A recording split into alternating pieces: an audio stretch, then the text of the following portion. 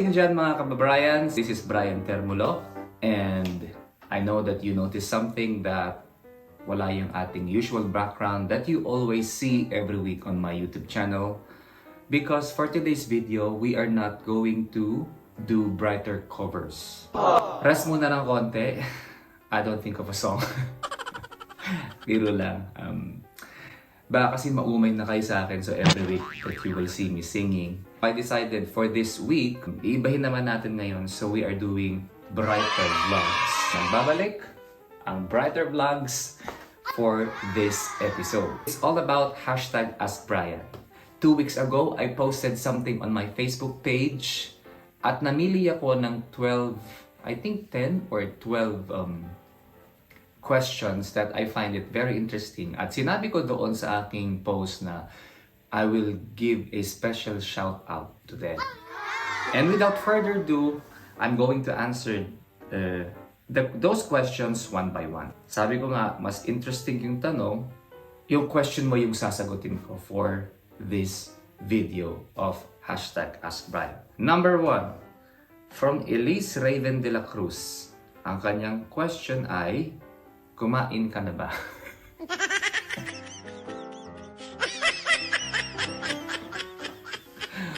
Wow! Wow!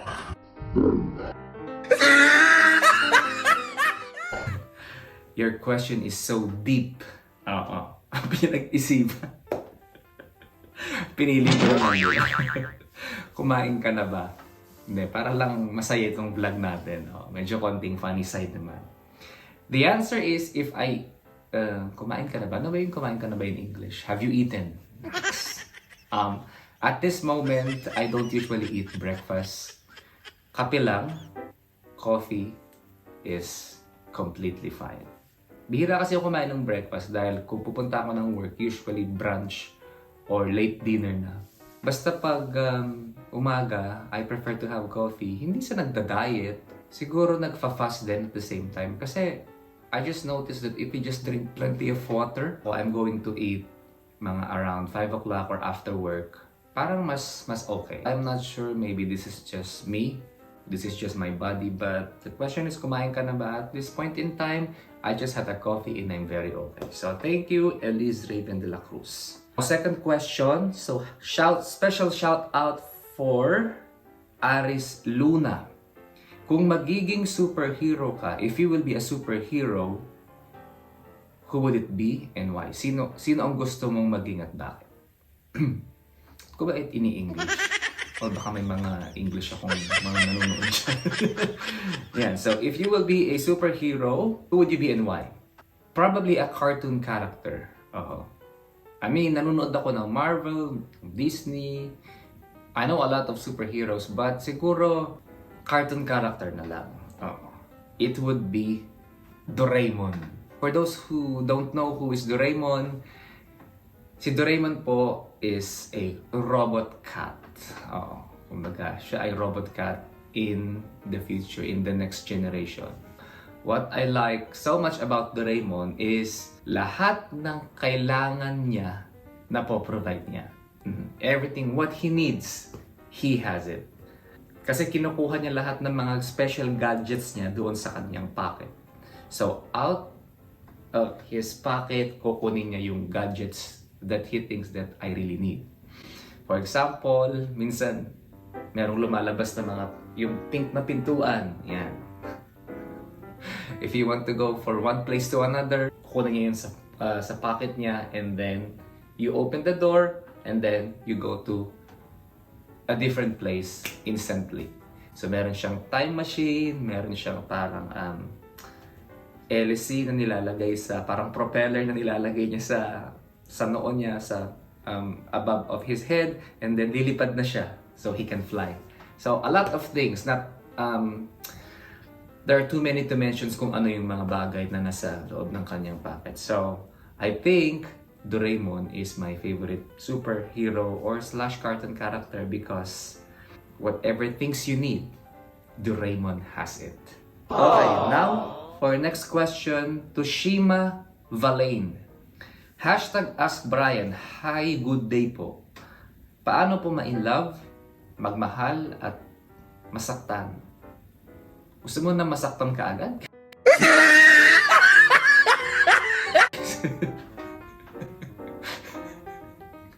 Kasi yun paano ma-inlove ang mahal at masaktan, di ba? Masyado ka namang negative. Hopefully, pabati na lang po. Birthday ko today, Kuya Bryce. So, belated happy birthday. Kung may pinagdadaanan ka sa buhay mo, Shima, huwag mo kaming idamay. Huwag mo kaming idamay.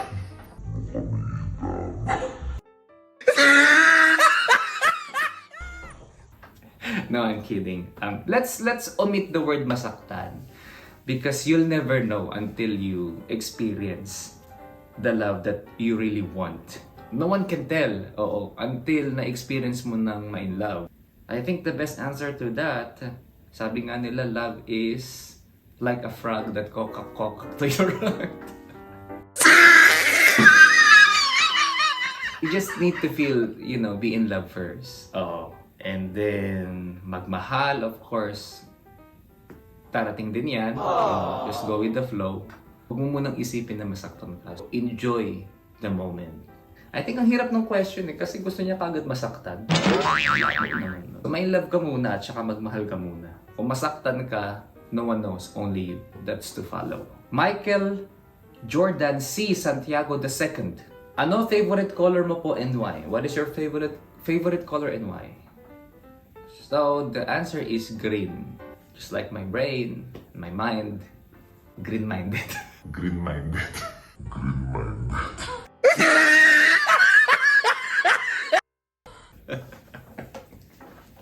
Nabiro lang. Green because I love nature. Green, for some reason, it gives me calmness and just my personal color. Kasi nga, sa Pilipinas, I remember one time, yung room ko, talagang yung wall ng room ko, color green. Kasi gusto ko ng green. Tsaka, siguro, if you do editing videos, pag mayroong green screen, madali.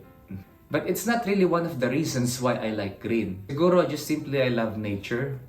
Green pleases my eyes. I just love green. Bay Benasa Briones. Hi, Bryan. Was there a time that you regretted staying in the US instead of going back sa Pinas? This is very good question.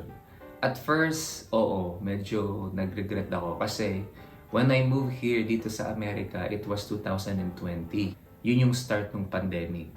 My only objective kung bakit ako nasa Amerika is I just want to have a show and I have a contract in the next 3 years sa mga restaurant, sa mga bar. At because of COVID, tinawagan ako ng mga producers na we have no choice but to cancel your show for now. Siyempre, my next question is, until when?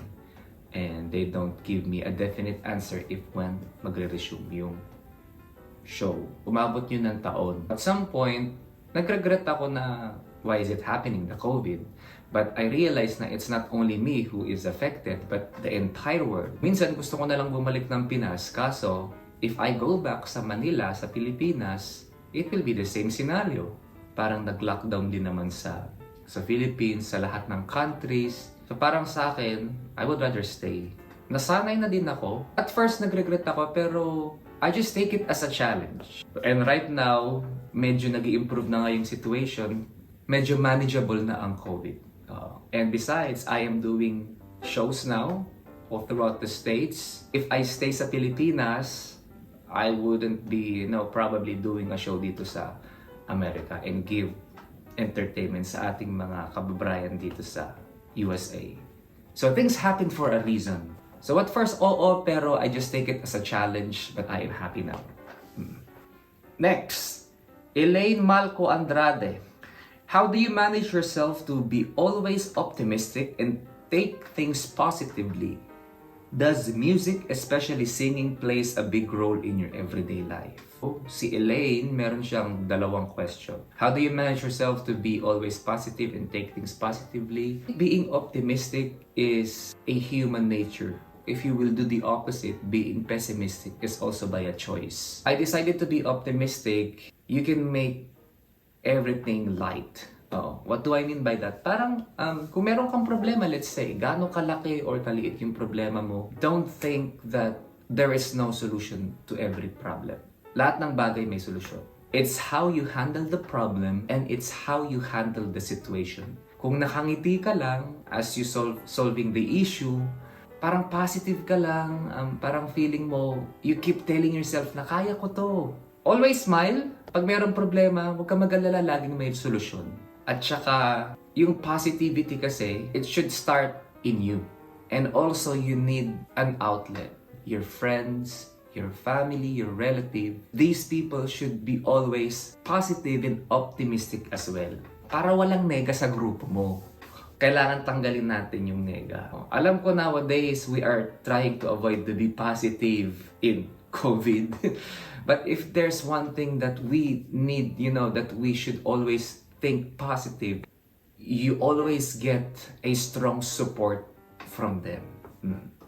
Pag happy sila, happy ka din, o di ba nakakahawa na maging optimistic? Whatever problems you may encounter in life, you will get through it. Kasi nga, positive kang tao at optimistic kang tao. And does music, especially singing plays a big role in your everyday life? Yes. Minsan, pag meron kang problema, ikanta mo na lang yan, mawawala yan. Panandalian, makakalimutan mo yan, then eventually, masosolve din natin lahat ng problema. Next, Maria Salvacion Natividad Haber. #Ask Bryan. Isa po ako sa mga aspiring artist but shy and I want to ask you po kung papaano nyo hinaharap ang maraming taong umiidolo sa inyo at paano po kayo naging isang sikat na artista. Hindi naman ako sikat na artista. I mean, that's too much. Puro sakto lang. I felt when I was in the Philippines, I'm just actively, singing on TV, elsewhere. Parang siguro at some point, naging well-known artist naman ako as a singer. But hindi naman ganun kasikat. Humble pa yun. Humble pa yun. Humble pa yun. Hindi, biro na. Hindi, I don't know. Kasi pag sinabi mong sikat, yung talagang kahit saan ka magpunta, everyone knows you. Let's say, pupunta ako sa convenience store, bibili ng something, and punta ako sa register, bayad, and then I go. They don't notice me that I'm Bryan, that's totally fine. Kasi not everyone will definitely, recognize you, especially kung yung contribution mo naman is sakto lang naman when it comes to music industry. So, hindi ganong sikat. Or hindi sikat. There was a time na I was a well-known artist ng mga panahon ng mga Hapon. But the question is, kung paano nyo hinaharap yung madaming tao, but you are very shy, I also experienced that. If you think that you have a talent in singing, however, you are shy to show your talent, siguro gawa ka lang muna ng baby steps, little by little. Start singing in front of your parents. Choose between your mom and dad. If you think that you are more comfortable singing in front of your mom, then do it. And then after, pag hindi ka na nahihiya, if you feel that you are confident enough singing in front of your mom, this time, bring your father. Dalawa na yung audience mo. And after, bring your family. So you are going to sing in front of your family. And the next will be your relatives. So baby steps na you can sing confidently in front of your family and then relatives, level up tayo ng konti. Bring your friends. Bring your workmates. Bring your classmates. So little by little, makikita mo yung progress. Yung singing kasi, parang it takes a lot of experience for you to get the confidence. Hindi ka agad antimano, magaling ka na kaagad.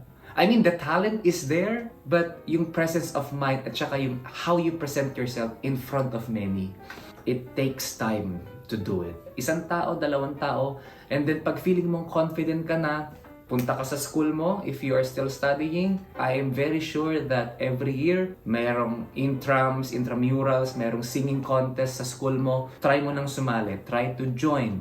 And don't feel bad if you will not be the winner. Just keep on trying. Hanggang sa manalo ka na. Pag nanalo ka na sa school mo, sumali ka na sa mga barangay. Diyan ako nag-start eh. And then after nun, sumali ka na sa regional, national, and then national TV, I think that's the advice that I can share sa'yo. I started to sing in front of my mom dahil mas tutok siya sa akin. Parents, kamag-anak, videoke, singing contest, sa school, contest sa TV, and the rest is history. Next, from Eileen Barakel Gatong. Hashtag Ask Bryan. Since election is coming, what do you think is most needed attribute of a deserving president? Even you're not gonna vote here po in the Philippines. You know what? You are right. For this year's election, I really want to vote but for some reason hindi ako makakaboto sa taon na to. Kasi nga nandito ako sa Amerika. And that is also the reason whenever there are fans na tinatanong ako, sino ang presidente mo? Sinasabi ko, I don't want to answer because ayoko mag-away-away. Kasi pagdating sa usaping politics, minsan ang mga tao sensitive. So parang ako, iwas na lang muna ako sa magiging sasabihin ng iba. But deep inside, I know, only if I have a chance, I know kung sino yung gusto kong iboto for this election. But syempre, hindi ko na lang sa inyo sasabihin. Pero going back sa tanong niya, what do you think is most needed attribute of a deserving president? What do you think is most? So, I think she is asking for one quality siguro. Ang hirap. Ba't ko pinili? Peace tayo ha. Siguro qualifications na lang no, na dapat merong isang presidente. The future president will be smart. You need to be smart enough. Kasi nga, buong Pilipinas ang iintindihin mo. I mean, you need to be smart when it comes to making decisions. And this is the welfare of every Filipino. So you need to be smart. And dagdag na din natin siguro na dapat well-experienced ang magiging susunod na presidente ng Pilipinas. Because experience is the best teacher. The more na marami kang experience sa politics, syempre, the more na, alam mo yun, the more na, more or less, you know how to handle every situation. Pandemic man yan, natural disaster man yan, or usaping economy man yan. I mean, let's not get to it because hindi naman ako economics major or political science. So yun, dapat magiging smart at well-experienced ang magiging susunod ng president. So tapos na yun, para safe tayo. Okay, next. Ana Regina Galvez. Happy birthday, Bryan Termulo. Hashtag Ask Bryan. Since andyan ka na sa ibang bansa ngayon, do you have any plans pa ba na umuwi dito sa Pilipinas and bumalik sa showbiz or mas okay ka na dyan? So far, I am having a good time here in America. But it doesn't mean naman that I'm not going back sa Pilipinas. Siyempre, definitely, one of these days, I will go home. But I don't know when. Yung opportunity kasi is here. If there is an opportunity here in America, why not to take that opportunity? And at the same time, I am enjoying my life here. I believe naman somehow na establish ko naman na yung name ko. Somehow sa Pilipinas, if babalik ako, and if people still, want me to be part of showbiz industry, then okay. But if not, okay lang. At least, nandito ako sa Amerika, I'm having a great time, I have opportunity, I have singing engagements, and I'm doing what I really love, which is performing and singing. So I think last two, from Alex Genobaga Danton. Hashtag Ask Bryan. Naranasan mo na bang ma-depress? Ano yung ginawa mo para malampasan ng depression? When you say depression kasi, parang feeling ko meron ka ng medication na tinitake. I am not sure, but depression is a very sensitive topic nowadays. Do I experience depression? I am not sure. Baka kasi mamaya, iba yung definition ko ng depression. I felt extreme sadness. I don't know kung depression man yun, but I felt extreme sadness. Yes. Yung tipong hindi ka makatulog minsan sa gabi, kakaintindi ng problema, and nalulungkot ka. But depression, I am not sure. I experienced extreme sadness, and that's for sure. Especially nung nagsa-start pa lang yung COVID. Kasi nga, I had a lot of questions na, should I go back sa Pilipinas? Should I stay? If I stay, anong gagawin ko dito? Paano ko kikita? And all that. If I will go naman sa Pilipinas, lockdown naman, bawal ang mga racket-racket, parang ganun din. So nakakalungkot. Nandun ako sa situation na nakakalungkot. Anong gagawin ko? So extreme sadness yun for me. And I don't know kung depression siya. Kasi as far as I know, hindi naman ako nagtitake ng mga pills para magkaroon ng yung mga yung anti-stress o yung gamot para sa depression. Wala pa naman akong ganun. So I think I just experienced extreme sadness. But yung depression kasi, yun nga gaya nga ng sinabi ko sa inyo a while ago, as I mentioned, just think positive lang and surround yourself with a very strong and very positive people that who can really support you in everything you do. And also, wag mong kakalimutan mag-pray. Don't ever forget to pray. You know, I know that it's very cliche, but you know, I believe that prayer is very powerful tool and a very powerful instrument. I mean, in good times and in bad times, just say a little prayer. Example, halimbawa, meron kang problem. Just say a little prayer, no? Lord, help me to make a wise decision kung paano ko isosolve ang problem. And especially, if you have also a good time, then pray as well. Halimbawa, ako minsan, na-experience ko na pag nag-drive ako at nakakita ko ng bundok, maganda yung panahon, I'm just driving, and then I see the mountain. Sabi ko, thank you for the beautiful nature in front of me. Mga ganun lang. Oh, especially when I drive. So please, Lord, help me to be in my destination as safe as possible. Lord, please be with me as I drive. Mga ganun lang. Before you sleep, pray. If you forgot to pray, sa pagtulog mo, as you wake up, say a little prayer. God, thank you for this day, and I am very sorry if I forgot to pray last night. But thank you for a beautiful day. I hope you will always be with me all throughout the day. In Jesus' name, amen. So I think nababawasan yung depression ng isang tao if also you have a strong connection with God. So have faith in God. It will help you to lessen depression. This is just me. I am not sure because I know na meron namang medical definition ang depression. So this is just my answer coming from me, Bryan. And since we're doing hashtag Ask Bryan, you are asking for my personal opinion, and I think that's the answer for that. And then lastly, from Lexus Monteroso, let's save the best for last. Lights on or lights off? By the way, happy birthday po.